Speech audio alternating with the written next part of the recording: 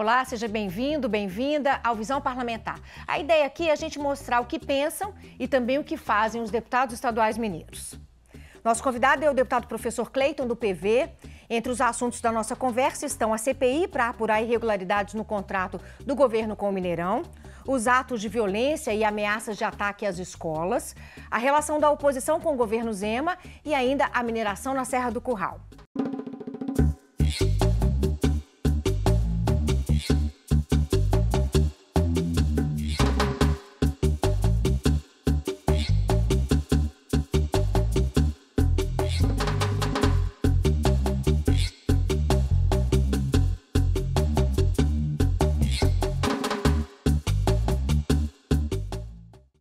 Deputado, obrigado pela presença. A última vez que a gente conversou foi online, né? 2020, o senhor estava... 2020.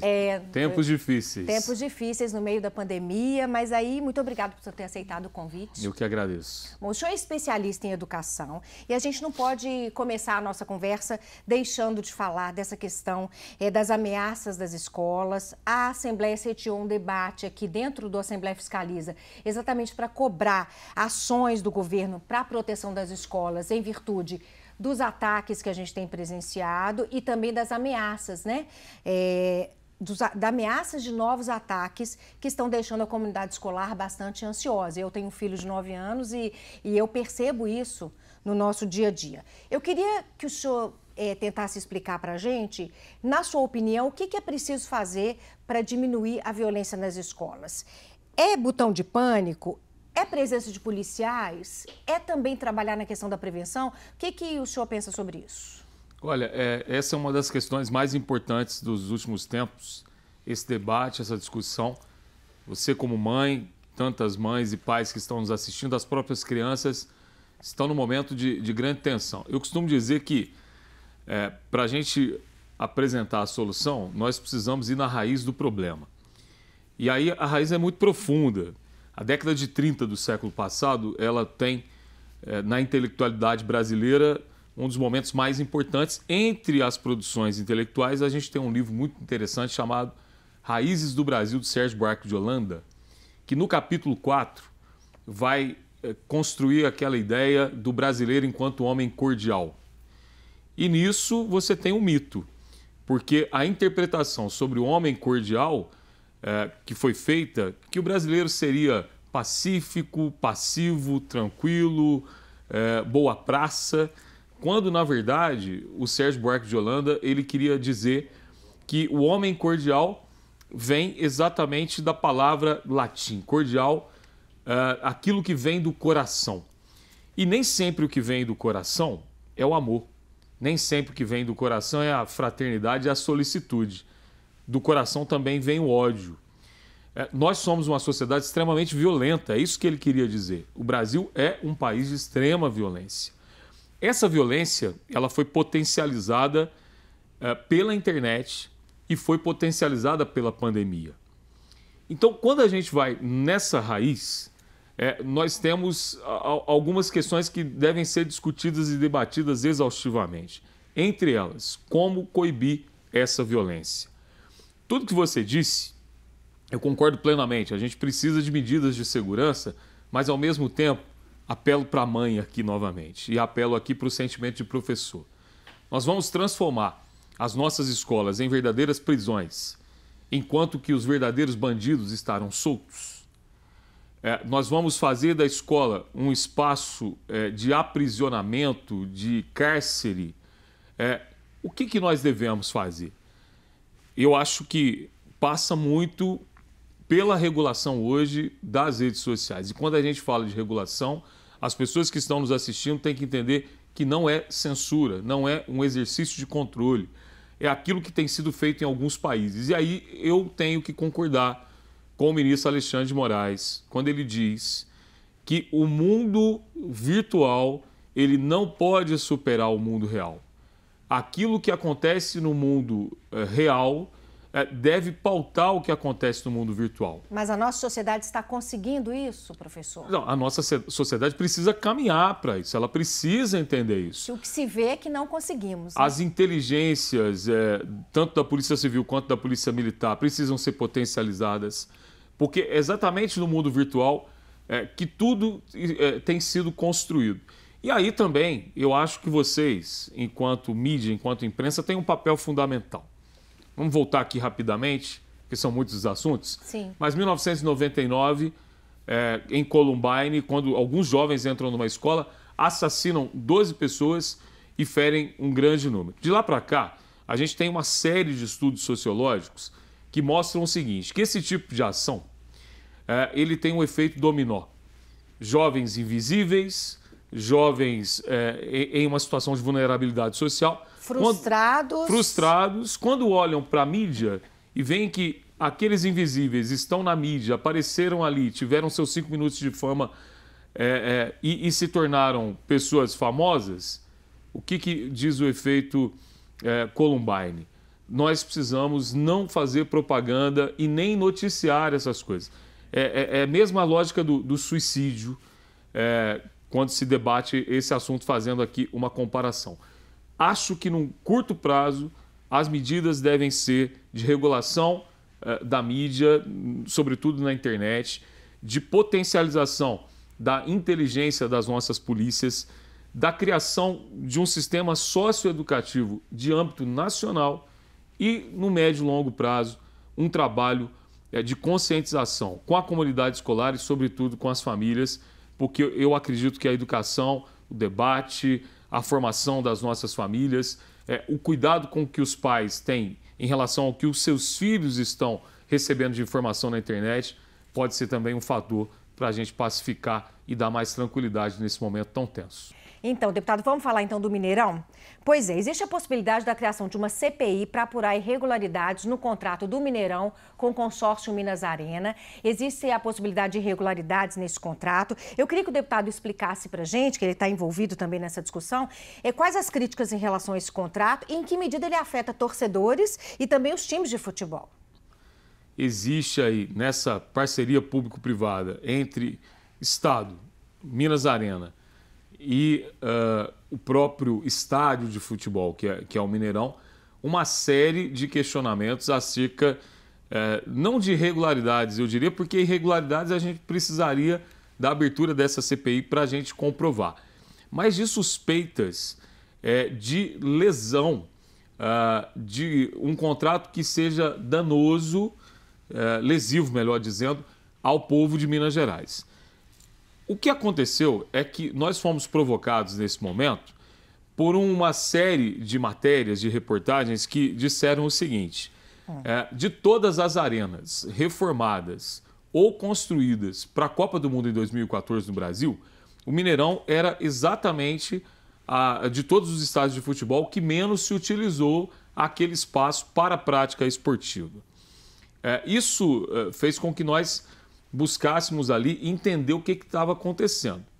E aí nós vimos que a Minas Arena, que é um consórcio de empreiteiras, estava utilizando ou está utilizando o estádio para uma finalidade que não é a finalidade social primeira dele.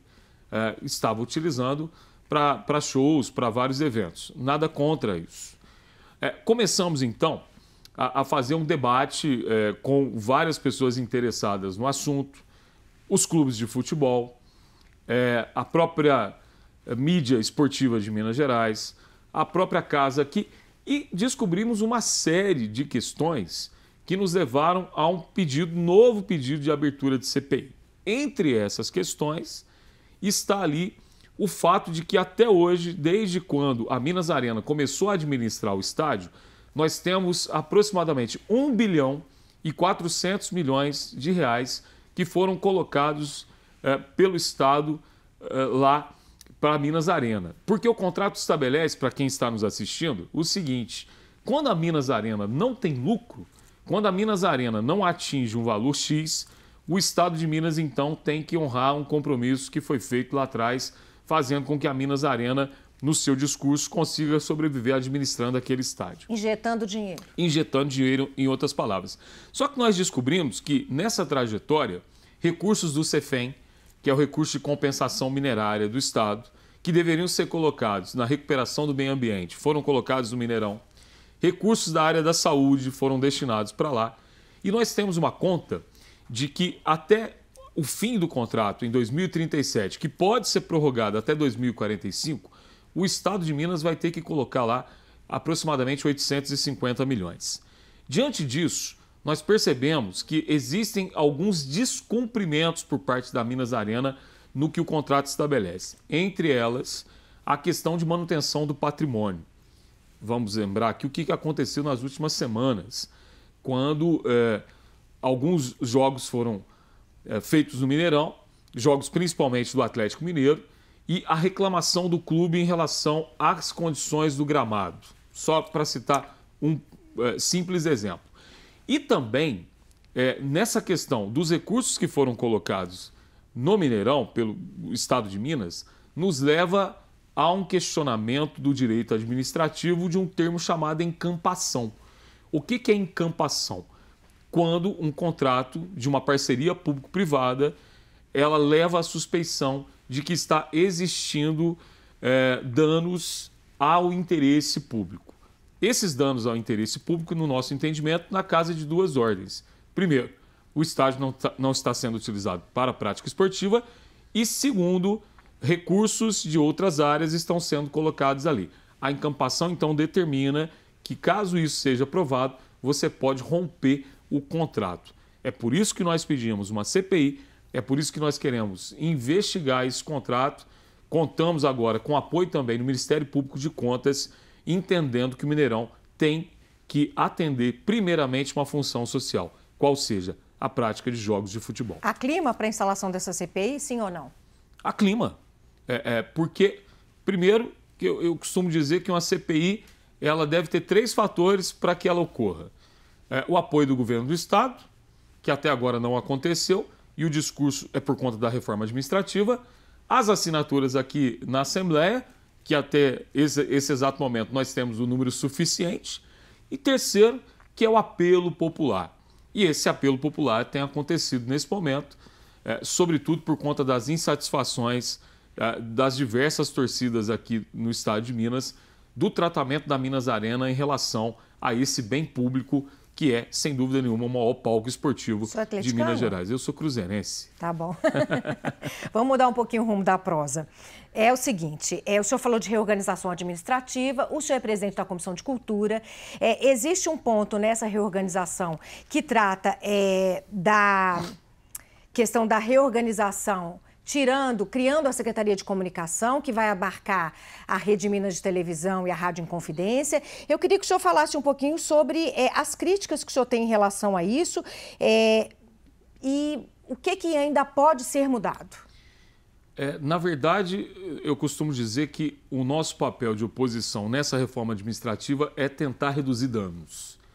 Alguns nós conseguimos, porque o que veio de mudança, sobretudo na área da cultura, da comissão da qual eu presido, comprometeria drasticamente a administração de bibliotecas, a administração dos museus e a administração do Arquivo Público Mineiro, porque seriam transformados ali em subsedes e nós conseguimos fazer com que os mesmos se mantivessem no seu lugar.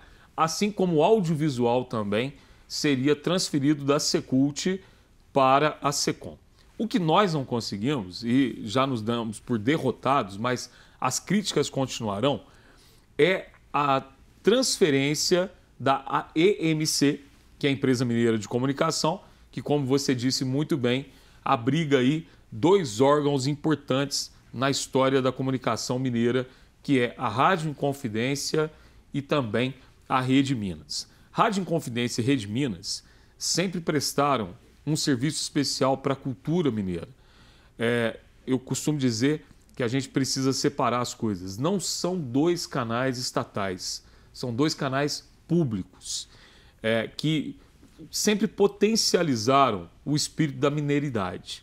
Quando você transfere esses 2 canais públicos para uma secretaria de comunicação, onde você tem à frente dela, não um técnico, mas claramente um agente público, um líder partidário do Partido Novo, o nosso medo é que esses canais se transformem em um canal de propaganda oficial do governo de Minas. Então, essa é a nossa crítica. Infelizmente, é o que eu acho que nós vamos assistir nos próximos meses. O que era da cultura mineira será transformado em arma de propaganda do atual governo. Perfeito. O deputado, o partido do senhor, o PV, faz parte do bloco de oposição, Democracia e Luta. Eu queria que o senhor fizesse uma avaliação bem rápida, eu sei que é difícil, né, desses primeiros 100 dias do governo e também a relação do governo do Estado com a Assembleia de Minas. Quando nós apoiamos o Tadeu, o meu partido, da qual eu sou líder, que hoje tem 4 parlamentares, juntamente com a nossa federação, a nossa conversa com o Tadeu era simples. Nós não queremos que a Assembleia seja um espaço de oposição pela oposição. Nós queremos que a Assembleia mantenha a sua independência e, ao mesmo tempo, que você traga para a Assembleia as pautas do governo. Isso é legítimo. O governo tem a legitimidade de pautar o que ele bem entender. Assim como nós temos a legitimidade de fazer aqui o nosso enfrentamento, a obstrução daquilo que nós também entendemos que é lesivo e que pode prejudicar o povo de Minas Gerais. E o que ficou acordado era exatamente isso. O que o governo mandar para casa, a casa vai discutir. O que nós também da oposição entendemos que vamos ganhar com uma discussão que seja técnica e favorável para o povo de Minas Gerais, nós o faremos. Vou te dar um exemplo.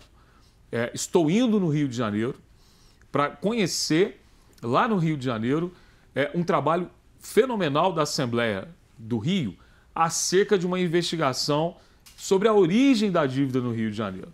Porque nós queremos entender o que foi feito no Rio para trazermos aqui, não através de uma CPI, mas através de uma mesa de debates, através de um fórum técnico, para que, enquanto oposição, nós entendamos se é necessário aquilo que o governo fala de adesão ao regime de recuperação fiscal.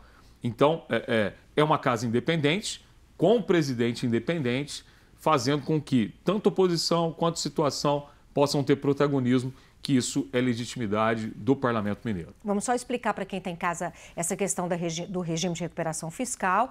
É uma possibilidade que o governo do Estado tem de aderir a esse regime para dar conta de uma dívida que acredito que ultrapasse, se eu estiver errada, 145 bilhões 147 de reais. Hoje. 147 bilhões de reais e que, aderindo a esse regime de recuperação fiscal, o Estado se beneficia em relação ao pagamento dessa dívida. Em contrapartida, tem uma série de possibilidades, que seria privatizações, algumas restrições a concurso público, medidas que prejudicam de alguma maneira os servidores públicos. Congelamento de salário por 9 anos. O senhor tem um projeto de lei aqui na Assembleia, falando de privatizações, que seria a federalização de CEMIG e CODEMIG, que são as duas empresas que está no radar do governo para que se faça a privatização dessas empresas. São 2 projetos, um para federalização da CEMIG, outro para federalização da CODEMIG. São 2 projetos autorizativos, porque exatamente são alternativas ao regime de recuperação fiscal.